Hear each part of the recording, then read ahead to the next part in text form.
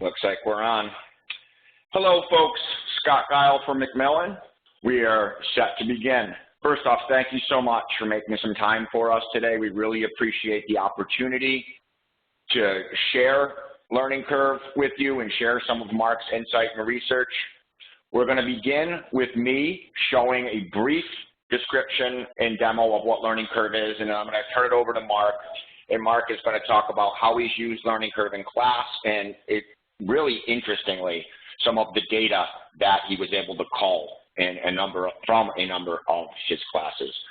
As you've probably noticed, you are all muted. We had over 300 people register for this. We expect at least half or more of those to show up if past history is any indicator, so there's going to be a large crowd. Too much ambient noise to not mute folks, but we do want you to communicate with us.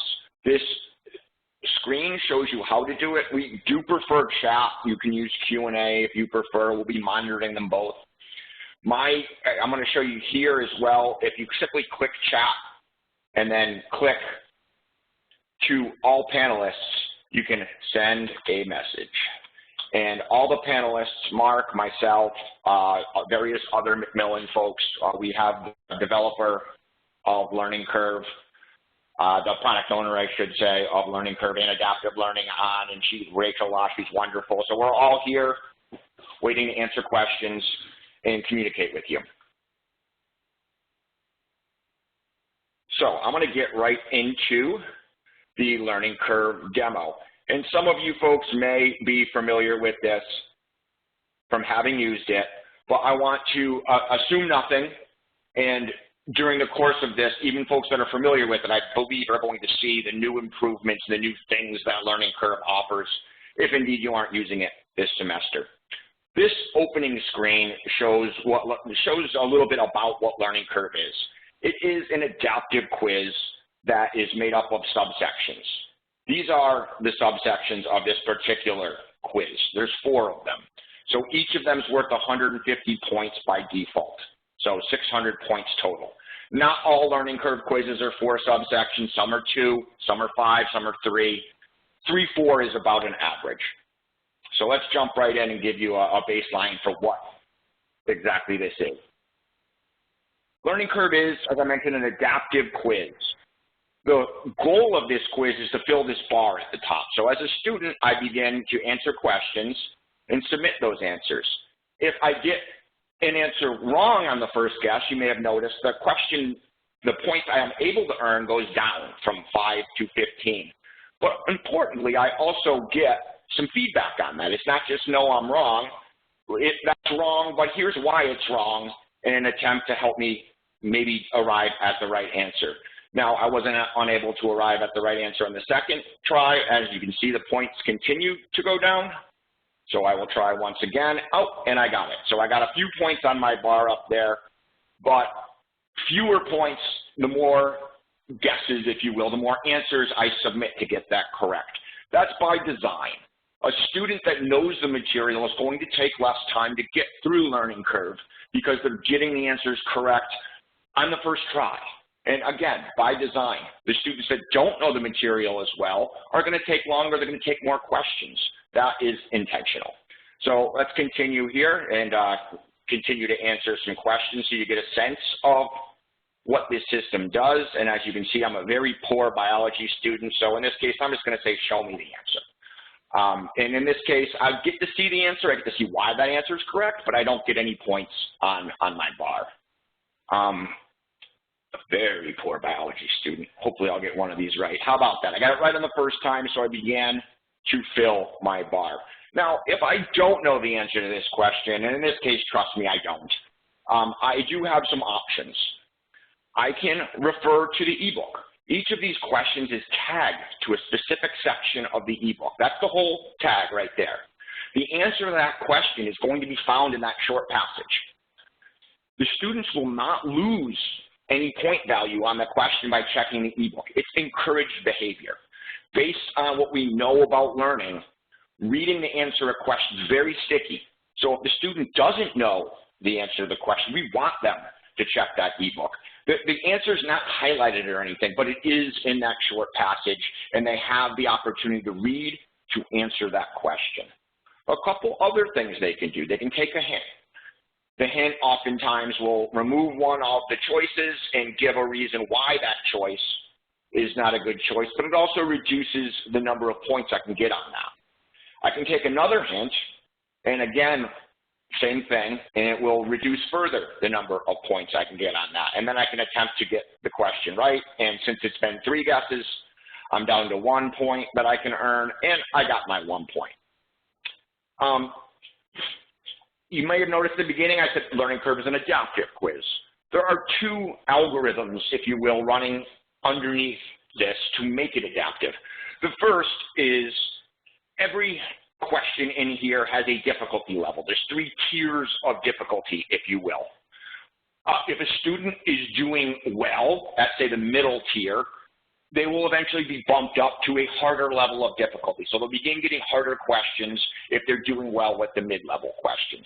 If they're struggling with the mid-level questions, they will start getting easier questions. So the system's continuously adapting the difficulty level to the student's responses. The second adaptive piece, if you will, is I mentioned at the beginning that there's 4 subsections. As we can see, here's the 4 subsections, and the system is tracking how I'm doing on each of them. Now, I haven't gotten any from the second one yet, but I will as I continue. And based on my performance in those subsections, at the halfway point of this quiz, I am going to get more material from the areas where I'm not doing as well. So the quiz adapts itself continuously for difficulty, and then at the midpoint, when it's got enough data to really make a determination for content. One of the new things in LearningCurve for instructors is that these subsections are a default part of each of the quizzes. If, for whatever reason, you don't cover one of these subsections, you can now remove or hide the questions from that subsection. And as you can see, as I remove that, the default score went to 450. You can edit that target score right here, but the default is based on, you can read about it in the FAQs, I'm not going to get into it in detail, but the default is based on about 6 correct answers on the first guess would get you that 150 points. As an instructor, you can also view student data, which is very useful. As you can see, there's individual student data on the left. So if a student comes into your office, you can see how many questions they've taken, how many points they've compiled. If they're taking it an inordinate number of questions, chances are they're guessing, so that there is some insight to be had from that. However, there is more insight on the right side of the screen, where you can see your entire class, the aggregate score on each of these subtopics. In this case, there is no sort of red flags, because they're all within sort of a range of probably about normal for a class, but you would be able to see, say one of those was 15%. Well, that tells you as the instructor, that's a topic my students are struggling with. And since LearningCurve is often assigned before class, you can actually, and if you do it that way, you can access that data before lecture, before your class, and adjust accordingly. I mentioned the FAQs about LearningCurve. They are here. I'm not going to get into them right now, because what I'm going to do now is I am going to turn it over to Mark Laumakis. Mark is a longtime adopter and advisor for LearningCurve, and we are privileged to have him here to share today. He's a delight to work with, and he's been teaching large classes, implementing technology for years at San Diego State, and I think you're really going to enjoy what he has to say and some of his findings. Mark, do you have control? Okay, I see I've got control, and I'm going to hopefully successfully share my desktop here. Does that look good? Do you see the beautiful? You got it. Okay, perfect. I'm going to jump to my slides here and welcome you guys to this little get-together, and thank the folks at Macmillan for inviting me to share some of my experiences with LearningCurve with all of you. We've made it to another Friday, at least for us here at SDSU. That means we have 3 weeks done. And so I'm here this morning in a really informal, hopefully pretty conversational way to share with you my experiences with LearningCurve over the last about 4 years. As it says on the screen here, I'm both a lecturer in the Department of Psychology, and I hold this position in our Instructional Technology Services area called Faculty in Residence, which effectively means I do some faculty development work. As much as anything, I am the crash test dummy for trying out new things. I sort of have done that with Macmillan with some of these tools like LearningCurve. I've been a crash test dummy for things like clickers and other sorts of technologies here at SDSU. So I'm willing to try just about anything in an effort to help my students learn. So Scott has done a pretty good job of laying out for us, more than a pretty good job, of laying out for us what adaptive quizzing looks like and what it feels like. I just want to contrast that with a more conventional approach to quizzing where each student gets the same standard set of questions, right? There's no, as Scott was pointing out, adjusting to your level of understanding. With conventional quizzing, everybody gets the same set. With adaptive quizzing, there is this sort of, behind-the-scenes algorithm that is running to adjust to a student's level of understanding. And if you're doing really well, the quizzes will get a little more difficult. If you're struggling, the quizzes will get a little simpler for you. And the goal is to get everyone to the next level of understanding. What I really love about the adaptive quizzing in the form of LearningCurve is that it really is based on what we know from learning science, right? It's a product that a publisher has developed, but it's based on what we know about how people learn. So I tell my students on day one that if you look into the ebook to do a LearningCurve quiz question, that's not cheating, right? The model here is quizzing to learn. We have students, I think, who are filling our classrooms now who for so many years have had these very high stakes summative assessments. When you give them an opportunity to do a more formative assessment like LearningCurve and you talk about quizzing to learn, they sort of scratch their heads and say, oh, you can do that? That's not cheating? So I really like LearningCurve as one of the adaptive quizzing tools that are available from several different publishers. What I like about what Macmillan has is this game-like interface. I remember about 4 years ago when I showed this to my now 9th grader back when he was in 5th grade and said, sit down here and answer some questions and tell me what you think about this. His first statement was, oh, okay, what I need to do is clear the level, right? So when Scott was showing you the target score and that little bar going across the top, that's, to our students, clearing the level of a video game. So again, LearningCurve built on what we know about how people learn, obviously really good, a really good example of giving your students an opportunity to do lots of retrieval practice. I've been harping on this the first 2 or 3 weeks of my course, contrasting this retrieval practice approach to studying with what I know that they typically do, is the reading and rereading of their notes in their textbooks, right? And we know that that helps them develop some level of facility with the information, but it's this sort of surface level understanding. It's not the depth of understanding that you'll get if you sit there and bang away on a bunch of LearningCurve quizzes. So I think it's become for me a really essential part of how I try to design the course to help the students learn. And what I love most about it is that it's perfectly designed to make the students who need to do more, and to let the students who know what they're doing and are ready to progress, The analogy I use with my students is it's kind of like going to the batting cage.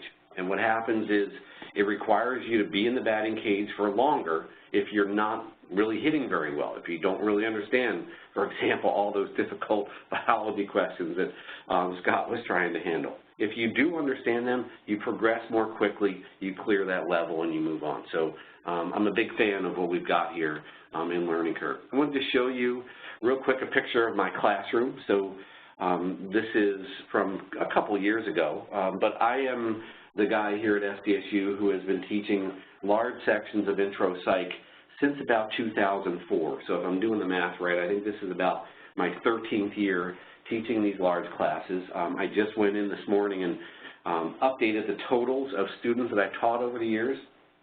I am proud to say I've now broken the 24,000 student number. And then I went on and checked the capacity of our basketball arena here at SDSU. It's about 12,000, so I can fill the basketball arena twice with the students whom I've taught Intro Psych.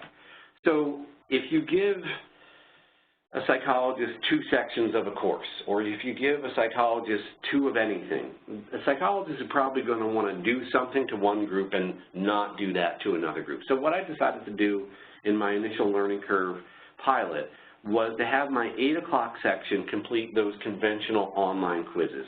And at that point, that basically involved doing 2 quizzes per chapter for each of 14 chapters. We call those pre-lecture quizzes and mastery quizzes. They were going to be awarded 5 points for each of up to 12 of those that they completed with a score of 65% or more. Now you might ask, why are you only counting 12 if you're assigning 14? Because when you teach 1,000 students a semester like I do, you want to give those students some wiggle room. If you give them 14 and count all 14, you will get many, many sad stories of why they didn't get their quizzes done before the due date on Sunday night at 11 o'clock. So I always built in more quizzes available to them that will ultimately count towards their grade. They were given unlimited attempts to complete these traditional quizzes.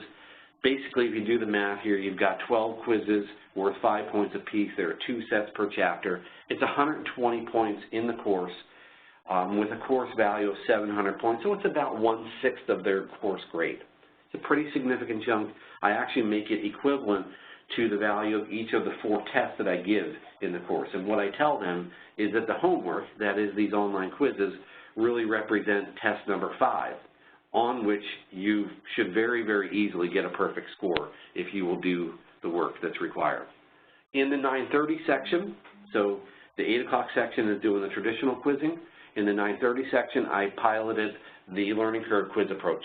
I made those worth 10 points per chapter. As Scott mentioned, sometimes there are 2 or 3 or 4 of those learning curve quizzes per chapter. I just adjust the points so that we get to 10 total per chapter. So again, 120 points, 17% of their course grade. So when I did this initially back in the spring of 2012, here's what I found. On the left side here, I'm giving you the mean, and on the right side, I'm giving you the median. So there is a 2% advantage for the learning curve students if you looked at it with respect to the mean, a 3% almost course grade advantage to the learning curve students if you look at medians. I do tend to look at medians a lot because if you're someone who teaches large courses, one of the things you realize is that students who are doing really poorly, by the time you get 2/3 or 3/4 of the way through the course, they very often stop doing anything. And so what you get is a lot of outliers on the low end of the grade distribution, and it makes those means look not so nice. It pulls the mean down. We know the mean isn't resistant to those low outliers. So a lot of times in analyzing what I've been doing in my courses, I look at medians, even more so than means. So it looks like they're getting more points when I'm doing this learning curve approach.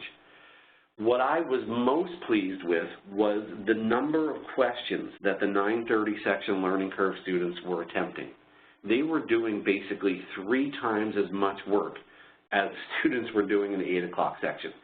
Now, unless they had a friend in the 8 o'clock section, they didn't know, right? In this experimental group here trying out learning curve, they didn't know that they were being worked that much more than the students were in the 8 o'clock section. So if you think that time on task matters, and I'm a huge believer in time on task, given some other data that I've gathered over the years showing how little time on task students will put into the course.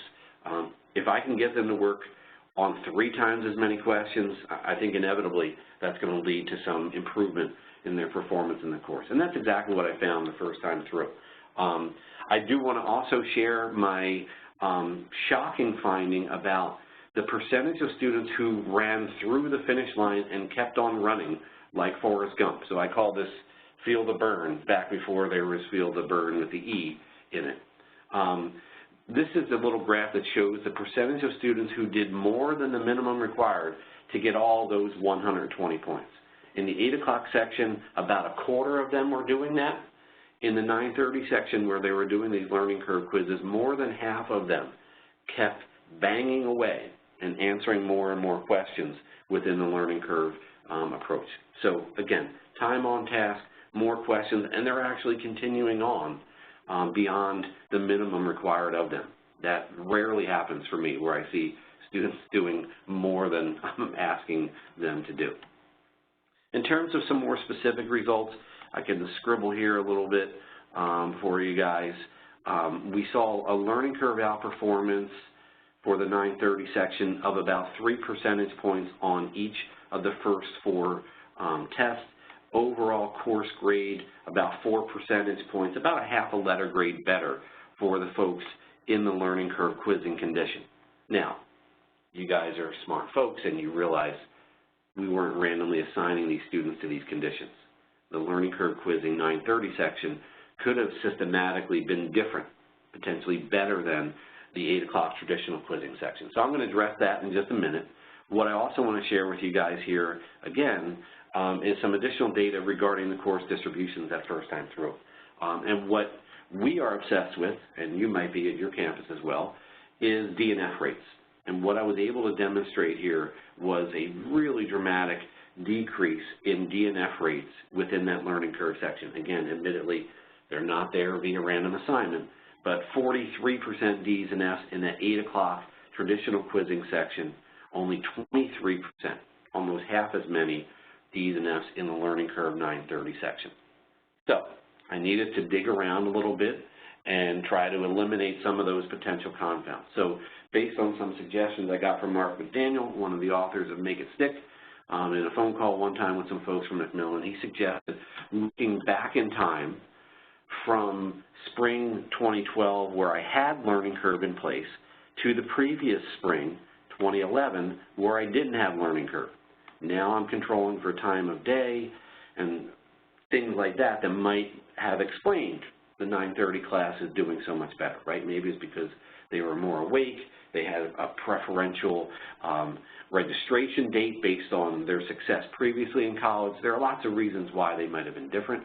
So let's compare spring 2012 with learning curve to spring 2011, the previous spring without learning curve. What we see again when we look at means and medians for course grade is about that half letter grade difference, okay? If that's not enough for you, I've got more numbers. I've always got more numbers. Here are the numbers comparing similar situations in the fall. So the following semester, what I did was I rolled out learning curve actually in both the 8 o'clock section and in the 9:30 section. But surprisingly, I saw this attenuated effect overall. So this is comparing an 8 o'clock in the fall to the previous 8 o'clock fall semester without learning curve. For some reason, we weren't able to replicate these findings in this 8 o'clock fall semester course or in the 9:30 fall semester course. So that's a little bit of a head scratcher in terms of why these findings don't seem to apply as much in the fall semester. I don't have a great post hoc explanation. I do know minimally what's going on here with learning curve is even if it's not pushing overall course grade up, it's certainly increasing their time on task, and it's increasing the amount of retrieval that they're doing because they're answering so many more questions than they were before. I've got one more little slide with some data on it before I stop yammering at you guys and open it up for questions so we can have a little discussion around my experiences with learning curve and some of these data. In the following spring, I looked at course grade distributions as a function of whether they were able to get all the learning curve points or not. So are the folks who are getting 120 out of 120 on the learning curve part of the course different in terms of overall grade distribution in the course from those who don't do all the homework that's available to them? And probably not surprising to most of you guys who've been doing this for a while, they're really different. So the all learning curve point completers ended up with a 6% DNF rate versus those who didn't do all the homework that was assigned to them in the form of these learning curve quizzes. Their DNF rate was at 44%. I shared this with subsequent students and said, obviously, there are third variables that are relevant. I actually talk about this in the research methods part of the course. But clearly, one of the things that you can do to buffer yourself from potential bad outcomes is gather up all those points, right? To get the 120 out of 120 for these learning curve quizzes, all you have to do is sit there and practice, right? Commit the time to doing these quiz questions until you clear the level, till you reach that target score. And if you'll just do that, your chances of bad things are very significantly reduced. Now, obviously, to succeed in the course, you have to do other things. In my course, you have to attend face-to-face meetings, for example, where I'm incentivizing their attendance and participation with clicker activities and so forth. But certainly, this is a protective factor here, right, in terms of overall course success. So that's a lot of numbers. That's a lot of me talking at you guys. So I want to stop here and see what additional questions you guys might have, things that are either popping into the chat box or however Scott wants to handle the questions at this point. Should I hand control back over to you, Scott? Is that what you would like me to do? Probably for now, yeah. I may or may not have the need to show anything, but I'm going to read these questions aloud, and whoever is best suited to answer shall answer. And I encourage folks to please, at this point, if you have questions, please chat them into us, and we will put them in the queue. We have about 4 questions already there right now. And thank you very much, Mark. That was excellent, and I always enjoy watching you present. So the first question that came in was, I got to get up to it, I'm sorry. Is each question linked back in some way to the corresponding objective listed in the textbook? Rachel, are you able to answer this, or would you like me to? I am. Can everyone hear me? Yep. Yes. Great. The answer is yes. The learning curve questions are authored kind of around the learning objectives of the chapter. They're authored at 3 different levels, and they're authored in a volume that allows for the algorithm to work and to move students up and down across the topics and learning objectives within the chapter or section at varying levels. So the answer is yes, and then the additional tagging that's done ensures that if the student looks in the ebook, they are brought to the exact section where they can find the answer to that. Thank you, Rachel. The second question we had come in, can I edit or add my own questions? And I'll take this, and Rachel, if you want to add anything onto it, you may. I showed at the beginning that, yes, you can remove questions by removing them at the subtopic level. So you do have the ability to remove subtopics, and those subtopics for each chapter. In psychology, it's actually for each section, and in many other areas, it's for each chapter. Tend to be 3 to 5 subtopics. At this point, you cannot add your own questions. We recently added the ability to sort of hide subtopics, and we're wanting to test out how that works. We have Google Analytics running on the product. We're really paying attention very closely to how people are behaving and using this, and taking that into account for future development. That's not to say the ability to add questions is imminent, but we are definitely looking at that. Rachel, is that good, or do you want to add anything to that? Yeah, that's very accurate. We added Scott's point, the biggest request that we've gotten over the past couple of years is the ability to remove topics or sections that instructors aren't teaching in an efficient way so that you're not quizzing students on material that you're not covering. And so we added that ability starting this fall. And we do get questions sometimes for instructors asking if they can add or remove questions, like at the individual level.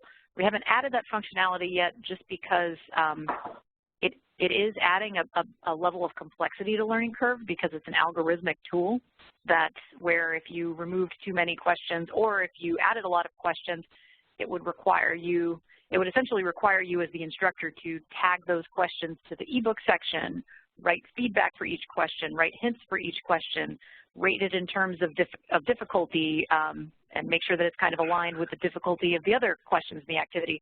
So when we interviewed a lot of instructors, what the consensus we often heard is that they wanted LearningCurve to be a simple tool for them, and they wanted it to be something they could assign quickly and get a lot of kind of feedback on their students' performance from, but that they didn't really want to spend more than a couple of minutes getting LearningCurve set up, and that instructors who did want to customize more often used the other quizzing platform in Launchpad, which is sort of our really robust summative quizzing platform, which allows for more, for very intense customization of questions. So that's where we are and how we've come to that decision. But as Scott said, we continue to talk to instructors all the time about how they want to use LearningCurve, and we are certainly open to more feedback. Thank you, Rachel.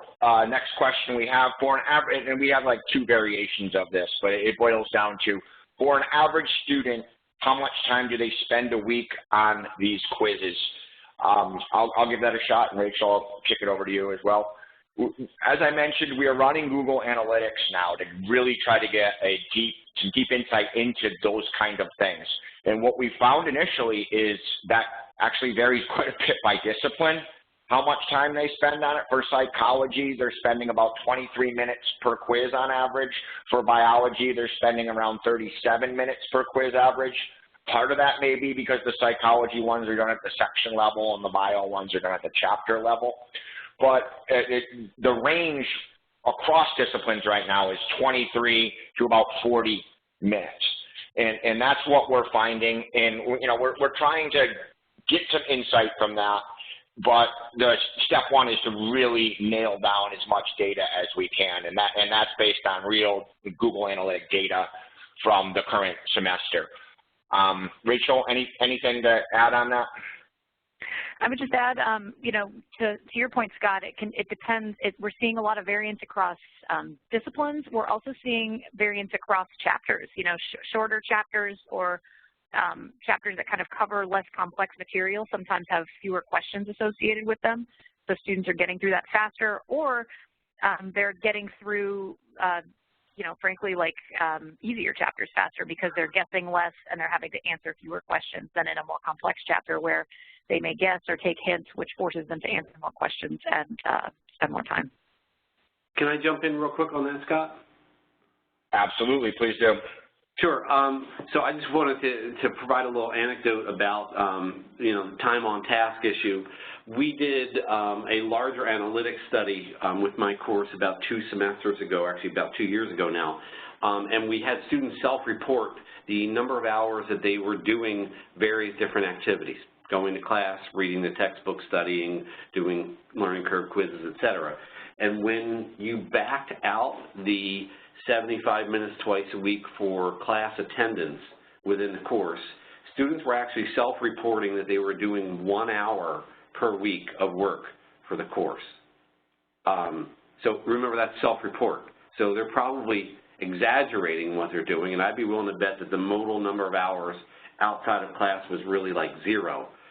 So one of the things I like about LearningCurve is it at least gets them in there and forces them to do something, because I have a significant number of students who, without that, they would literally do nothing other than just come to class. So I don't mean to sound sort of nasty about one of the effects of LearningCurve, but clearly for me, one of the effects is it gets them to do things that otherwise, left to their own devices, they probably would not do. And actually, we talk to students in a survey, several thousand of them every semester, and we ask them how much time they spend in Launchpad. LearningCurve is a part of the Launchpad system, which is an ebook with study tools, LearningCurve being one of them. And the mean and median on that tends to fall, both of them tend to fall between 2 and 3 hours. So when they're using Launchpad, the self-reporting number is actually quite a bit higher than that number that you had mentioned. The question came in, could you please show the target score again? The target score is right here, and you can edit that target score thusly. You can make that target score whatever you wish it to be.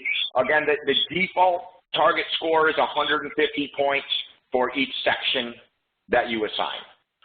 And when you remove a section, what you'll find is that it takes out that default 150. But you can then go and adjust that target score back up if you want them to take more questions, or down if you feel as if you would like them to take fewer questions. So you have autonomy too.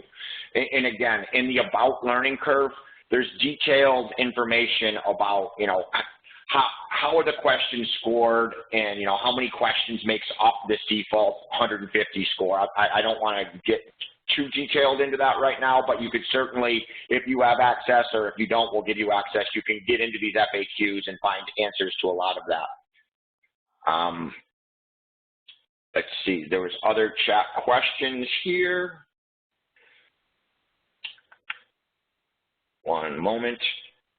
Target score. How do learning curve quizzes work? Does it change the level of questions based on the performance of students for the previous question? I'm going to defer to Rachel on this because she has more detailed knowledge of exactly how the algorithm works, if you don't mind. Not at all. So learning curve works on, it kind of works both ways. So for across learning curve keeps track of how students are doing across topics as they progress through the quiz. So it has like all of those subtopics that Scott was showing, it has an understanding and collects an understanding of how the student is doing on each of those subtopics and at each level on each of those subtopics. And so it continues to adjust based on how students, like how that overall score or difficulty level on each subject, on each subtopic changes as the student continues to progress. So as the student completes each kind of sequential question, that overall profile changes, but learning curve delivers each subsequent question based on their whole history of work in learning curve, if that makes sense. Thank you, Rachel. We have a couple of questions specifically for Mark here, and I definitely want to get to those sooner rather than later. Number one, did you look at poor grade distribution for students who did not finish conventional quizzes, just as you did for learning curve? And did you find the same outcome? And was it strong, i.e. much better performance for kids who took all the quizzes? That's a great question. Did you get all that, Mark? Yeah, I got that. It's a great question. Unfortunately, I did not run that analysis back on the traditional quizzing students, but I could certainly do that. If you would make me guess what the outcome would be, I'd guess we'd get a pretty similar kind of situation where, completing that part of the course, whether it's traditional quizzing or adaptive quizzing, is a pretty good proxy for, their engagement, their level of work outside of class in terms of the quizzing as a homework. So I suspect I would get something pretty similar. Again, I would go, and talk about the benefit of learning curve really being time on task and number of questions. When I got that number of almost 1,700 versus like 550, I was astounded. And the most amazing part was the lack of pushback by the learning curve students in terms of their, saying, oh, this is taking way too long, it's overwhelming. I think there's a sweet spot here where we're getting them to do more, but not so much more that they're going to be griping about it. And one of the benefits of learning curve, which I probably should have mentioned in my demo, is it's unlike a traditional quiz where a student can get a poor grade. If they finish it, they get credit for it. I think that aspect of learning curve is extremely attractive to students. They simply need to it's either they finished it or they didn't. And if they finish it, they basically get 100.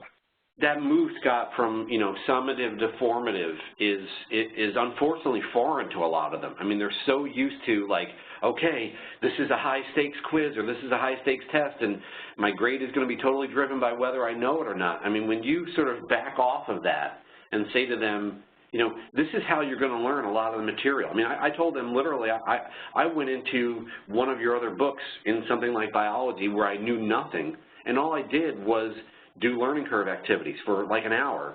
And by doing that, I learned the content, right? So I'm able to sort of shift their expectancies about what quizzing is about. And this is not some kind of high stakes game where, you're going to get a gold star or not. It's contributing to your learning for the course. And yeah, I'm going to give you a test later on, but I'm going to use these as a way to build towards that.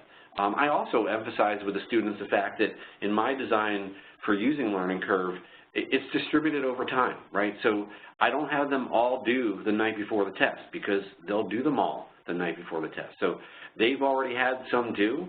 I leave them available to them to continue working on them, but there's a point at which you can't lock in the points for Chapter 1 when we're now 2 weeks past Chapter 1. So in terms of distributed practice and retrieval practice, I mean, this is an ideal way of doing what we know will help them learn best.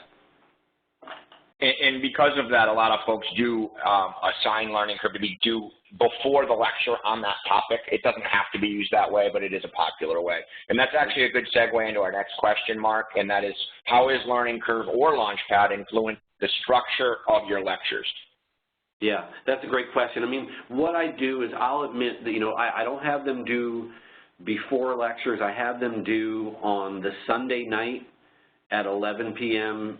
after we finish a chapter. So if we finish Chapter 3, say yesterday, Chapter 3 LearningCurve quizzes are due this coming Sunday night at 11. What I do make use of within LearningCurve is I'll take a look at the students who are, you know, and they're probably not represented necessarily, who are out ahead of that. And before I go and do my Thursday lecture, I might look and see where the data from what they're doing indicates where they've got some areas of weakness. I think, you know, the reality, I mean, that's a great feature in LearningCurve for me. The reality of it is, you know, this is my 17th year teaching this course. I know what they know and what they don't know. So I sort of know, you know, what to emphasize. But it's really nice, I think, to sort of be able to validate that by looking at the LearningCurve results and say, okay, they understand observational learning just fine, but oh my goodness, this difference between, you know, negative reinforcement and punishment, they don't understand that at all. And it gives me some guidance in that way. But as I said, you know, I have a pretty good sense of what that looks like, but I do like being able to confirm it with that current group of students by looking at those results. Thank you, Mark. Another question. This could be for any of us, I think. Probably more for Rachel or me. Are the questions primarily conceptual, or are there problem-solving questions as well? Rachel, I'll give you the first crack at that, if you will. Sure. It depends on the discipline. Obviously for more quantitative disciplines, they can be exclusively problem-solving. For psychology, the questions tend to start conceptual and turn into something that is more problem-solving and more applied and requiring a greater level of analysis the higher up in level that you go. We kind of do this to promote transfer to a summative experience. So we know that if a student only ever answers extremely definitional, conceptual questions, and then they, in our LearningCurve system, and then they go take your exam, and your exam is asking them to solve problems and really apply the psychological concepts to a higher level, to a higher order of understanding, LearningCurve won't have been very good practice. And so LearningCurve's goal is to sort of meet students where they are. If a student is starting out at a level where they don't even understand the fundamentals, it gives them those easier questions until they can reach up to a level where they're answering more complex questions and potentially some problem-solving questions to prepare them to transfer into an unfamiliar environment where they are going to have to apply concepts to real-world situations. Thank you, Rachel. Another question? Oh, go ahead, Mark. Sorry. I was just going to add, I mean, one strategy for, and Rachel brings up a great point, for addressing this issue of the potential discrepancy sometimes between what they're doing in LearningCurve and what you might want them to be able to do on a test is I use clickers in the classroom to model the kinds of test questions they're going to see. And what I tell them is, if you can handle these kinds of questions, this example, this application, analyze some new situation related to this concept, you're going to be in good shape for the test. And then I tell them, when you're doing LearningCurve, sometimes you'll get basic definitional kind of factual questions, and sometimes you'll get these higher level, analyze a new situation.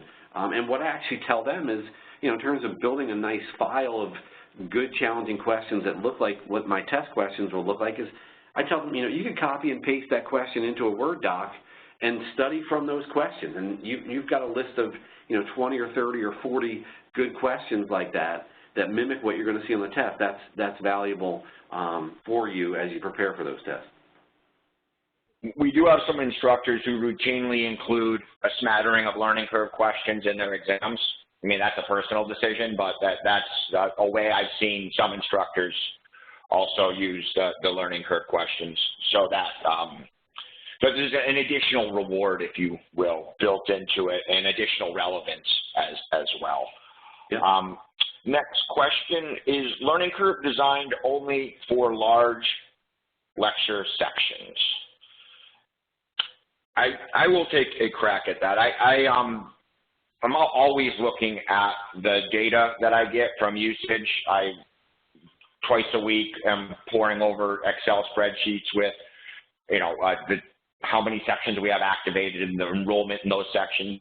And frankly, yes, we have quite a few large 200 to upwards of 1,000 sections, and those sections do tend to use LearningCurve.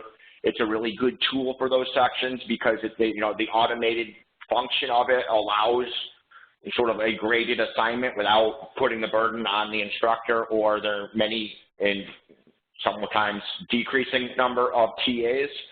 By the same token, we have a ton of 30, 40, 50, even smaller type of sections that routinely use LearningCurve successfully. So I don't believe that this is just something for a large lecture section.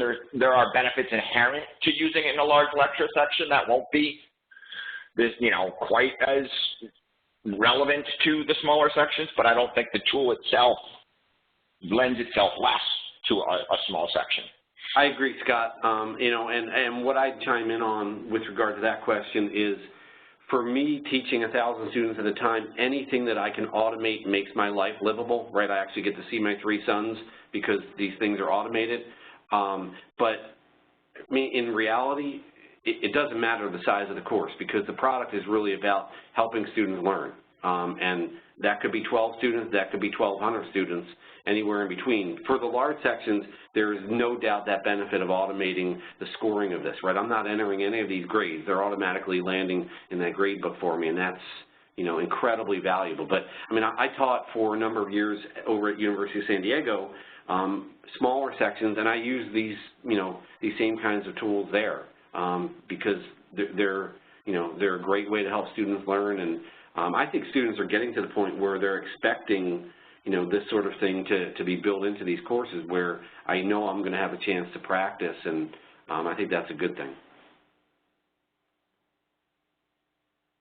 I've been in this business for 17 years, and I concur that it used to be that something like this might be viewed as a burden, and I think it's becoming more and more an expectation that students think there's going to be some kind of online study component to the class, be it LearningCurve or something.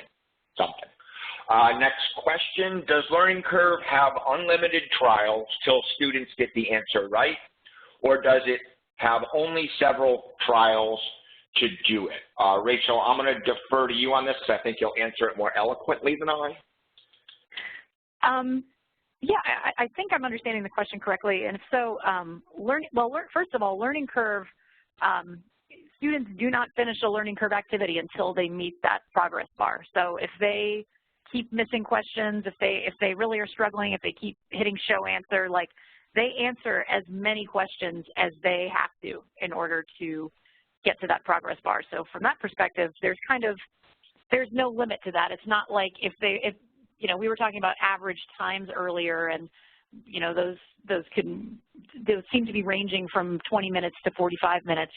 If a student is taking 2 hours to answer to go through LearningCurve and still isn't getting to the end of it, there's not going to be a timeout on it or a point at which they just can't keep working. They can keep working until they're done or until the due date passes. Individual questions in LearningCurve, the student can, as Scott was demoing, they can try as many times as they want on that question, but the point value of the question continues to be reduced the more times they attempt it. and we've implemented that to discourage guessing and reward students for either coming to the quiz prepared because they've already read, and so if they get it right that first time, they get, say, the full 15 points that it's worth, or it rewards, so if you actually look, Scott's got this up on the screen, it says question value 25 points, then it was reduced to 9 points after he guessed. Now, if he's going to guess again, you can see it was reduced to 3 points. So he could guess as many times as he wanted, but the more times he guesses, the less the point value, the less valuable the question becomes. And so that incentivizes students. And actually, Scott, if you click on that up there, if you click on that question view 25 points or question view 9 points, it explains that to the student. So the value of this question has been reduced because of hints taken and or incorrect attempts. So students learn quickly, like, if I really want to get to the end of this and I want to get full credit for these questions, I should either come to this quiz prepared or I should read the ebook as I go. And so it kind of rewards good study habits and reading. And, you know, there are— And this is why I have a BA and not a BS, by the way. I just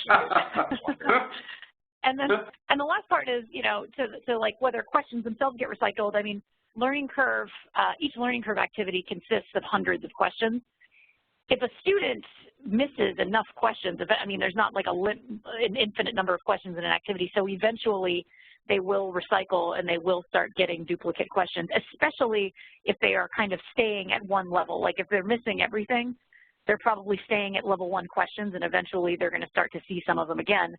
But, you know, arguably, that's good. If they really are struggling that much and are not getting those questions the first time, seeing them again and kind of having that retrieval practice experience and kind of being reintroduced to the material again and continuing to try, hopefully through repetition, helps the students start to understand the answers. And I showed this at the beginning. I just want to show it quickly again. A student that was doing what you just saw me do and just clicking randomly and getting very little points for each question, if you take a look at the metrics on them, they're going to have tendency to take a million questions to get to their target score. And based on what we've seen from the data, and we're trying to like quantify this a little more scientifically now, but anecdotally over semesters, what we've seen on the data is students seem to learn quickly that the click, click, click, click, click is actually pretty inefficient, and that trying to get it right is actually a quicker way to finish it. But I want to see if we have any more questions. Yes, we do. Can students return to the questions after they are complete to review the answers for exam study? Rachel, do you want that? You want me to take it? Sure. They can't return to, it's not like the student sees a list of all of the questions that they received and can look at the answers. But I think Mark was pointing this out when he was talking, that they can continue to use LearningCurve for practice well after they've hit the target score and onward up until practicing, you know, for the exam. And I think, Mark, you were saying that, you know, you've observed in your class that your students do exactly that, that they continue to collect points and work in LearningCurve as a study tool after they've passed the target score, correct? Yeah, I think that's the feel the burn thing, right? I mean, they go beyond what's the minimum required of them. And it's probably, you know, more so the better, more diligent students, but I like having it available to them because it's just, again, I'm modeling, you know, good study habits. You know, do more and more retrieval practice. The more you do of that, the better you're going to be when the test rolls around. But I mean, the simple answer to that, I think, is yes, they can continue to take the LearningCurve quiz. Even after they finish it, they can return to it to study for a midterm. And anecdotally, we feel like that really does happen. Now, pretty soon, it's not going to have to be anecdotally because we have the analytics running on it. And I'm expecting around midterm time to see some serious spikes. That will tell us exactly in a more quantifiable way if that's happening. But anecdotally, that's something that students and instructors tell us that how students do tend to use LearningCurve. Next question. Is there a feature in this tool for students to send an immediate message to someone if the question's answer is questionable or perhaps wrong? Rachel? Just to repeat that, the question is there a way can students flag what they believe to be an incorrect or a errata? Yes. I know that you're developing that even more. You're honing that, so I thought maybe you'd want to address that. Yeah, that's always been a feature of LearningCurve, is that when students answer a question, there's a challenge this question button on their feedback. We were developing that more for the release of the new LearningCurve, and it hasn't been released yet, but actually we just finished the feature this week, and so it will be releasing into LearningCurve probably in the next week or so. We were doing a little bit more development on it because what we found is we had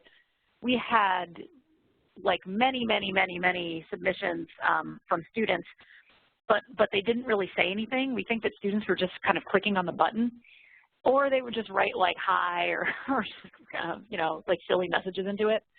So we've changed it to kind of force students to give substantive feedback and take it more seriously, so that we can genuinely get fewer submissions that actually report problematic questions if they exist. So now there's kind of more instruction, a little more instruction to the student about what the button's for and what they should be putting there. And there's also a character requirement, like a student has to type 50 characters in order to submit it. So we figured that's like enough that they could actually say, like, you know, I chose answer B and it said it was incorrect, but if I looked this up in Myers and it's on page 50 and it's correct, like they could actually explain to us what the problem is, rather than just pushing the button randomly or just putting nothing in there. So that will be back in LearningCurve in this new version, probably within the next week or two.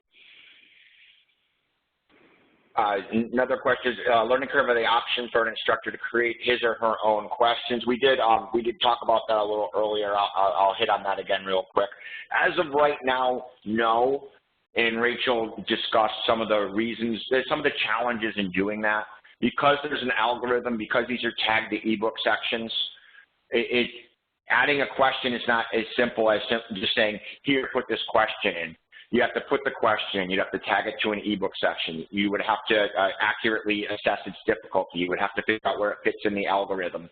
Because there's an algorithm running under it, there is a challenge in adding questions. It doesn't mean we won't ever have that ability, but right now, we haven't figured out a way to do that that would not be disruptive and take away from the simplicity of LearningCurve. You can remove subsections. So you can definitely remove subsections, but right now you cannot add any questions. What you can do is, this is a formative quiz, which could build towards a summative quiz. You can write any kind of summative quiz questions in Launchpad. You can pull from an extensive test bank. You can edit those. You can write your own. So if you really need to write very specific questions, there is a summative quiz feature that does allow you to do that quite extensively. I am currently using Launchpad for my course, but I don't have LearningCurve assigned. Do they still have access to LearningCurve? Yes. They have access to all the resources in Launchpad.